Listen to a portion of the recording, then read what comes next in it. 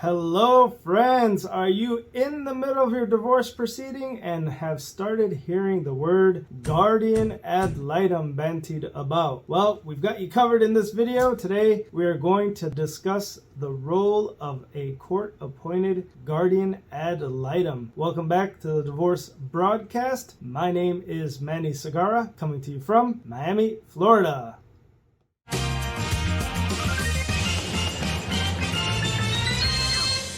Alright, so a Guardian Ad Litem, or what those of us in the business sometimes call a GAL, is a neutral third party appointed by the court to represent the best interest of the child or children involved in a divorce proceeding. The role of the Guardian Ad Litem is to investigate and make recommendations to the court regarding the child's welfare, including parental responsibility, the parenting plan, time-sharing schedule, and anything else relating to the children in a divorce proceeding. The Guardian Ad Litem advocates on behalf of the children. They are not the children's attorney. That is a big distinction because they do not have to do what the children request. Obviously, if it's older children, they will definitely take into account what the children want. Usually, when a court appoints a Guardian Ad Litem, it is oftentimes a family law attorney or any other attorney. Sometimes there's pro bono attorneys that are volunteering through whatever bar association to try to be attorneys, Guardian Ad Litems in a case, or a lot of times there'll be someone who has a mental health background, either a therapist, a mental health counselor, a social worker, or someone like that. But a lay person can also be a Guardian Ad Litem. How are they appointed? Well,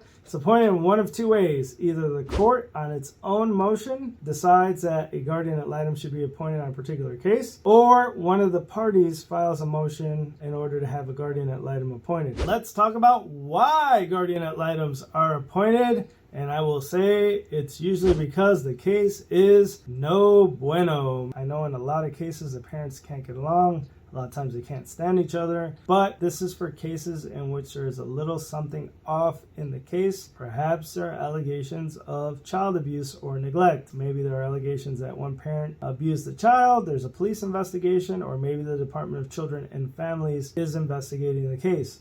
The same thing goes for excessive corporal punishment. Excessive physical discipline or corporal punishment may cause there to be a Guardian Ad Litem appointed. Parental alienation. This is when one parent claims the other is interfering with either the companionship, the time sharing, the love and affection of the other parent. Also, if a child or one of the children involved in the case engages in self-harm or has some sort of mental health issues. One of the big markers of children in distress is when their school grades plummet. This may be something concerning that the court may appoint a Guardian Ad Litem on. When it comes to school, truancy is another issue. If one of the parents who has the children is not taking the child to school, the court may want to investigate that. Any allegations of sexual misconduct, whether it's the parent against the child, or whether it's some siblings against the child, or perhaps the parents have a new relationship and there's allegations that the children of that relationship may have engaged in some sexual misconduct. A lot of times the courts will appoint a Guardian Ad Litem to investigate that. If one parent is claiming that the other parent is unfit, maybe there's substance abuse issues, maybe there's drug abuse issues, or an anger control problem. These are all reasons that a court could appoint a Guardian Ad Litem to investigate what is happening with the children in the case.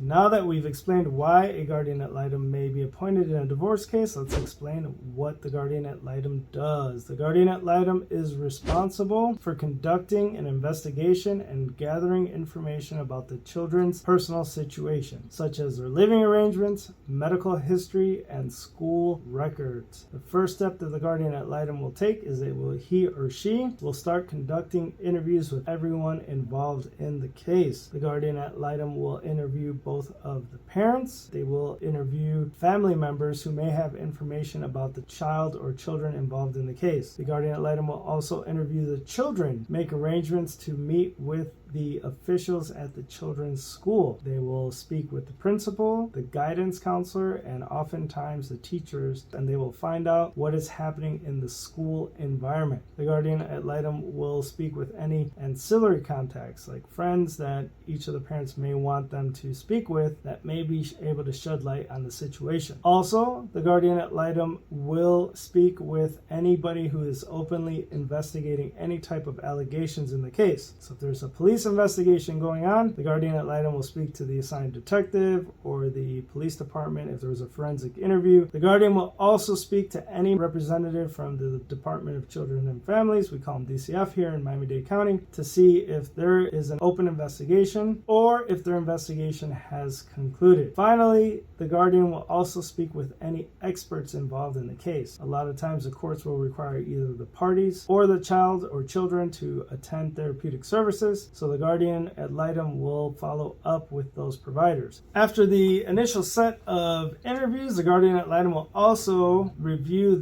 any entries on our family wizard or talking parents. So be very, very, very careful what it is that you are writing on these applications to the other parent. After gathering all of this information, the guardian ad litem will usually provide a written report as ordered by the court. The written report may come in different stages, or maybe one immediately after the initial part of the investigation, or the report may come at the end. Each guardian ad litem is a little bit different, but that report will set out in detail to the court different recommendations as to what the guardian ad litem believes is in the best interest of the minor children. So usually these reports are pretty long, they're pretty intensive, so you will see this report. The beginning might be a breakdown of what their investigation entailed, and then the second part may be about who they spoke with, and they've gleaned some information that they believe to be relevant. At the end of the report, you will see that the guardian ad litem will usually make recommendations in terms of parental responsibility. They also may make recommendations as to a time-sharing schedule, and then anything else that may be pending, whether it be school placement, extracurricular activities, anything of that nature. All of that will be implemented or written into the report. Additionally, keep in mind that the guardian ad litem will also attend the mediation conference. So if at mediation the parties are discussing a parenting plan, the guardian ad litem should sign off on the parenting plan because they are a party to the case. Also, if the case goes to trial, you can be sure that the guardian ad litem will also appear at the final hearing or trial in the matter. Usually they will be called as a witness. I want to give you a pro tip before we sign off on this topic. Remember that courts, although they do not have to listen to what a guardian ad litem recommends, because the court is the ultimate authority